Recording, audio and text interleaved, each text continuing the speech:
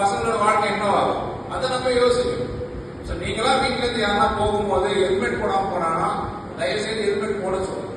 பயன் கட்டணும்னு சொல்லிட்டுலாம் கிடையாது, தங்களோட உயிரை காப்பாற்றும். ஏன்னா சாலைகள் மோசமா இருக்கு, சாலைகள் போடணும், அதெல்லாம் சம்பந்தப்பட்ட துறைகளோட பேசி சாலைகள் போட போறோம். பட் இருந்தாலும் அது போட்டு முடிக்கிற வரைக்கும் நம்மளோட உயிரை பணைய வைக்க முடியாது இல்லை.